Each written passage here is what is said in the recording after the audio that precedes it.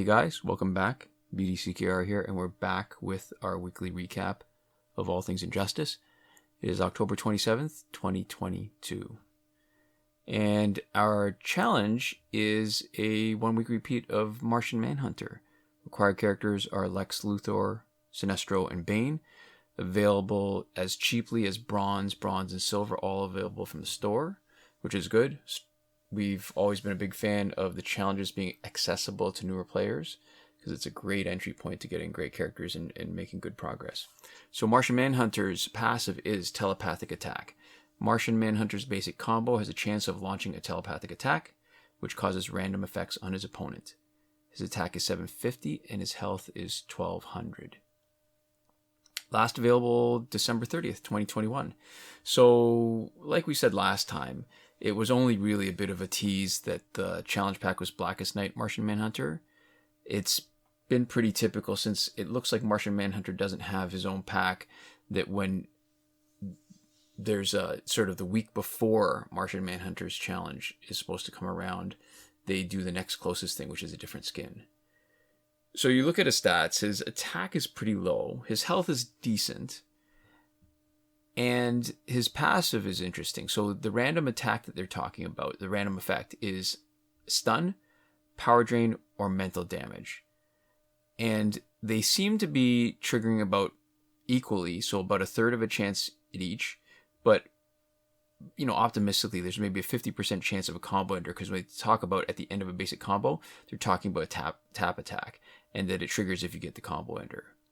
So it's interesting. And I mentioned this before when I took a look on the wiki page. They have a sampling of times where they tried the combo, the tap combo for the combo ender, and they get the combo ender more than 80% of the time. That has definitely not been my experience.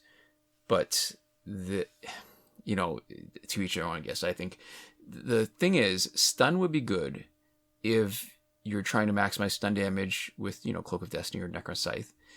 But the problem is, you're getting that 1 in 6 times when you attempt a tap combo. The mental damage doesn't have any secondary effect. It's basically just damage over time. It's really too small to make a difference, especially when his attack stat is so low.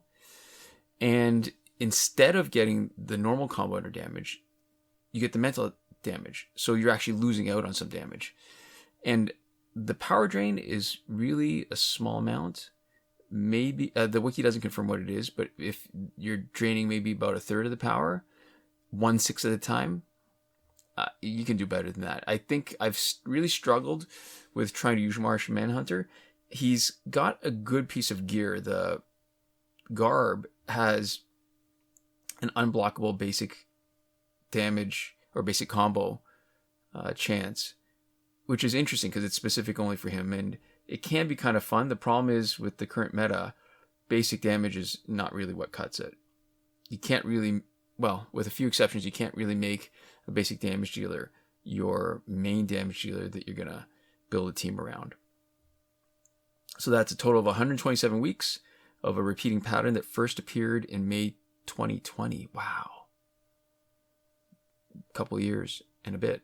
We've had 2 complete runs of a 43-week cycle plus 41 weeks in the third cycle. So we're almost through a complete third cycle now. If the pattern holds, next week will be Godfall Superman. Week after that's going to be Hawkgirl Regime.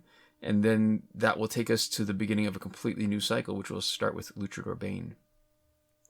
And just a reminder, despite the 43-week cycle, there are still 23 challenge characters missing. They've been missing for at least since before May 2020.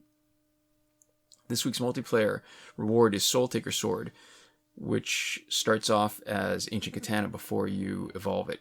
And when it's maxed out, it has a 30% unblockable chance on basic attacks, a 50% life drain chance on special 2, and when it's evolved, 15% damage drain from defeated enemies, which stacks twice.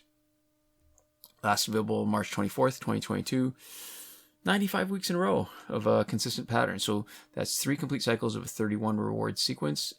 Second in the 4th cycle. And unlike the challenge cycle, nothing is missing for multiplayer rewards. If the pattern holds, next week should be Metahuman Flash. So it's a good piece of legendary gear. The damage drain can be, it's not even just useful. I think it's almost irreplaceable during the later stages of Survivor, when the stat pool of your opponents is just so high and there's a huge amount of attack stat that's hidden in your opponents. And it's maybe, I think maybe it's the single most important gear if you want to get past those late stages in Survivor. The problem is, outside of Survivor, it's sort of a good gear, but not that great. And if you break it down by looking at the different abilities, so the unblockable chance is good. The only other gear that offers unblockable chance to all characters and not specific ones, like, you know, you've got, we mentioned Martian Manhunter garb for Martian Manhunters, mutated bone spikes for Doomsday, knife collection for Solomon Grundys, hyper speed plated suit for Flash, Eskrima sticks for Nightwing. They're only good for one character. This plus, I think, massive sharpened teeth with 20% chance and custom rifle, which is only 11%. This is probably the best sort of generic unblockable chance. Problem is, again, basic damage attacks is not the sort of the main way to have high damage output. The life drain on Special 2, it's only 50%. LexCorp chestplate has 100% chance of life drain. So, yeah, also not so good.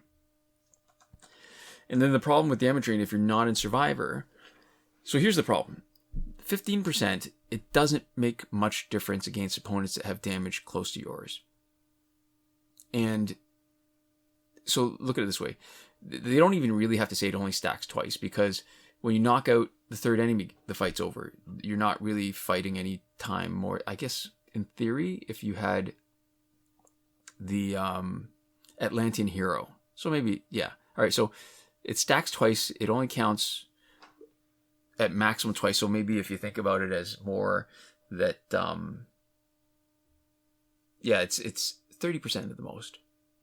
It's nothing compared to, say, a 70% basic damage boost of your own damage that you can get from the beginning of the fight when you have a lot of different 3.5-star gears, and 70% each. Now, granted, it's not for specials, but it's not enough to make a difference. So if your opponent's damage is a lot more than yours, the chance of you being able to use the one guy with a Soultaker sword to knock them out is pretty small, because if their damage stat is really high, so is their health stat. Now, damage drain will give increased damage for basic attacks and specials, so it makes it a little bit better than stuff that usually only does it for one. But the amount is just so small that it doesn't seem to make a difference.